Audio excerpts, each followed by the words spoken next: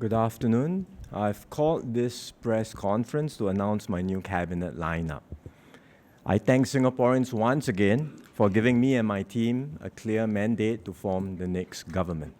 With your strong support, I have done my utmost to assemble the strongest team I could for Singapore. A team comprising steady and experienced hands, as well as new and younger ministers. I will appoint 4 key cabinet ministers to assist me in my work. DPM Gan Kim Yong and 3 new coordinating ministers, K. Shanmugam, Chan Chun Seng, and Ong Ye Kung. They will oversee 4 critical areas: the economy, national security, public services, and social policies. Gan Kim Yong remains as Deputy Prime Minister. He will continue to coordinate our efforts on the economy, including his role as the chairman of the Singapore Economic Resilience Task Force. He continues with his other responsibilities, including as chairman of the MAS and the minister overseeing the strategy group in the Prime Minister's office. He will take on additional responsibilities, including overseeing our work on climate change and population. Shanmugam will take over Teo Chee Hean as the coordinating minister for national security. This is a critical role with far-reaching responsibilities because security threats are constantly evolving and safeguarding our safety and survival is essential. With his extensive experience in government, stretching from MFA to MHA, he is well placed to take on this new role. Chan Chun Seng will be appointed as Coordinating Minister for Public Services. This is about bringing together public services in a more accessible and integrated manner.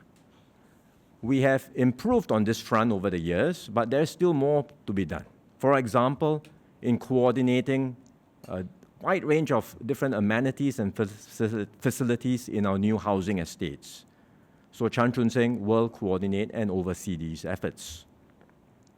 Ong Ye Kung will be appointed as Coordinating Minister for Social Policies. Reviewing and updating our social policies are a big part of Forward Singapore. We will press on with this effort to strengthen our social safety nets. But we also have to design our policies well and manage the trade-offs carefully. So Ye Kung will oversee these efforts. Next, let me go through the ministerial appointments across these 4 priority areas. First, the ministries that lead our economic agenda. We are operating in a changed world with rising trade barriers, sharper competition, and greater uncertainty. And we need experienced hands at the helm. So I'm keeping most of the ministers in their current roles during this critical period. I will continue to helm the Ministry of Finance. Indrani continues to assist me in MOF as 2M, Second Minister, and she will continue as Second Minister at MND and also the Minister in the PMO overseeing the population portfolio. She will also continue as Leader of the House. Gan Kim Yong remains at MTI. He will continue to be supported by Grace Fu, who will remain as the Minister in charge of Trade Relations. Tan See Leng will be appointed Minister in charge of Energy and Science and Technology at MTI. These are key areas for our economy. Science and technology is a key driver of growth, and energy, especially clean energy, will be an important part of this government's agenda. We will consider how we can better organize ourselves to accelerate our transition to clean energy. So See Leng will focus on these areas at MTI. He will also continue at MOM. He was sent there after the last election and he has made a difference. So he will continue with the work to translate growth opportunities into good jobs for Singaporeans. Josephine Teo will continue at MDDI. She is overseeing important work there, including our AI strategies, and she will also be the minister in charge of our Smart Nation initiative. The government works closely with the tripartite partners in developing our economic strategies, and the PAP-NTUC symbiotic partnership anchors this tripartite partnership. The NTUC Secretary General has traditionally held a position in the cabinet. I value this link, and I know that NTUC does too. Ng Chee Meng has requested not to be offered a position in government so that he can focus on his work in NTUC and Jalan Kayu. I respect his wishes. But to be clear, this is a temporary arrangement, and I look forward to having the Labour chief being part of the cabinet before too long. Meanwhile, my government will continue to work closely with the Labour movement and will ensure that the views of NTUC and union leaders and the interests of Singapore workers are fully taken into account in our deliberations and decisions. In an increasingly complex and uncertain world, we also need a strong and experienced team across the ministries overseeing security issues, protecting our interests at home and abroad. So Vivian Balakrishnan will continue at MFA. He has represented Singapore ably and has forged close working relationships with counterparts worldwide.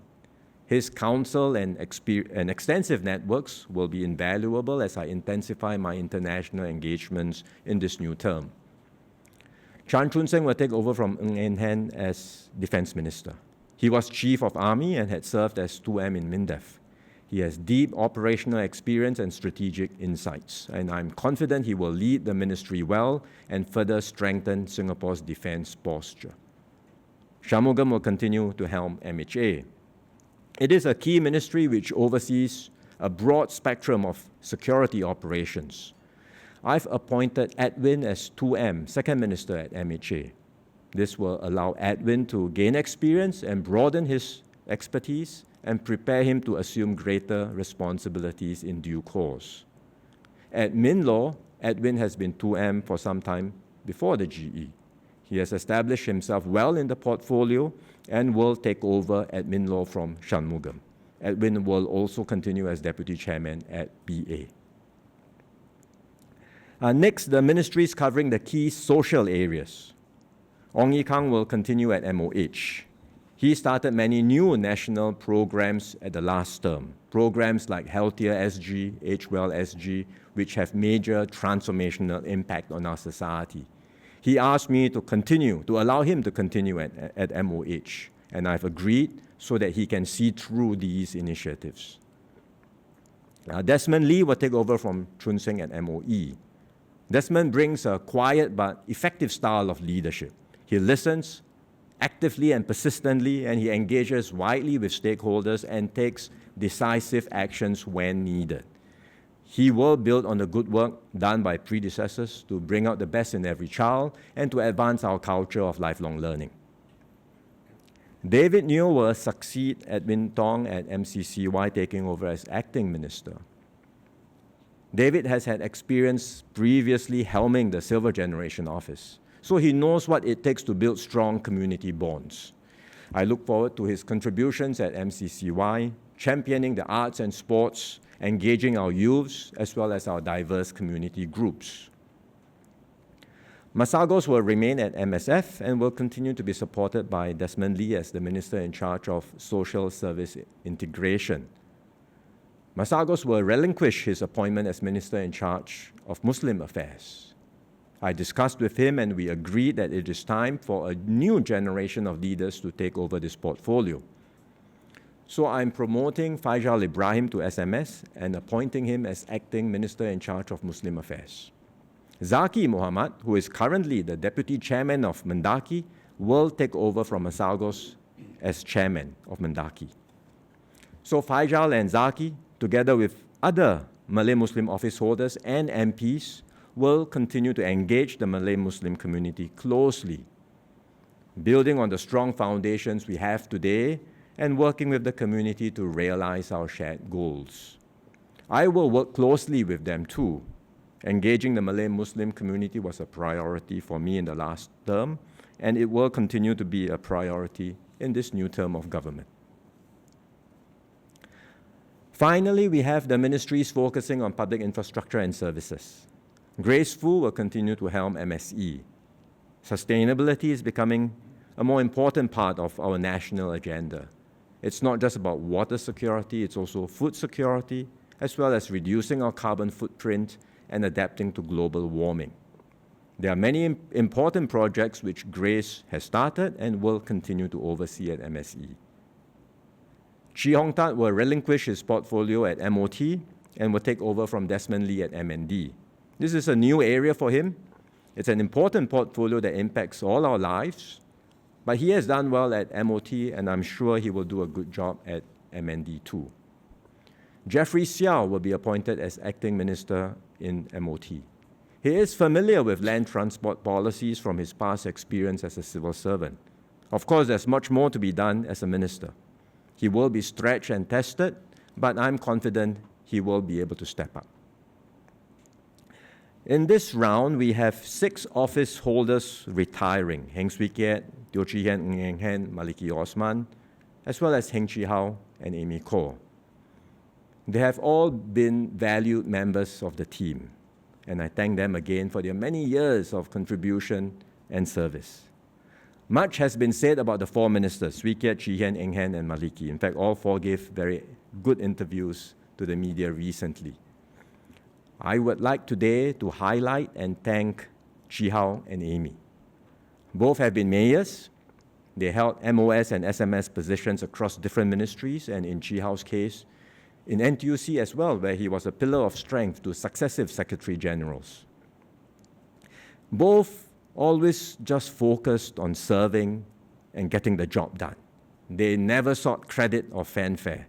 They are true servant leaders, as well as role models and inspiration for younger members of the team. So a big thank you to Chee Hao and Amy. I highlighted the promotion of Faisal Ibrahim earlier. I'm promoting 3 others, Murali Pillay and Sun Xueling to SMS, and Bae Yam Keng to MOS. I'm also appointing 9 new office holders from the backbench as well as from the new MPs. That's one of the highest in recent history, and it's because of the importance of leadership renewal. Desmond Chu and Zulkarnain will come in as MOS, and Desmond will continue to serve at NTUC. From amongst the new MPs, there are 7 office holders. I mentioned the 2 acting ministers just now, David and Jeffrey Xiao, and there are 5 others. Goh Pei Min, who will be MOS in MHA and MSF, Jasmine Lau, MOS in MOE and MDDI, she's here today in the panel, Dinesh, MOS in MCCY and MUM, also Mayor of Southeast, Syed Harun, SPS in MOE and MND, as well as Goh Han Yen, who will be SPS in MCCY and MSE. With this reshuffle, all the ministries will have new office holders, be it ministers, MOSs, or PALSECs. I'm doing this to give younger leaders more experience and exposure across different areas of government, so as to prepare them for greater responsibilities in the future. The full list of movements can be found in the annex to the press statement. This is my cabinet at the beginning of this new term of government, and as we embark on our next phase. The team is slightly bigger than what we had before because we are in transition. I expect to make further adjustments in 1 or 2 years' time when more of our junior office holders are ready to step up. I've done my best to put together an effective government to take Singapore forward in these uncertain and turbulent times. I ask Singaporeans to give me and my team your full support. We will do our best to serve you and to secure a brighter future for you and your families.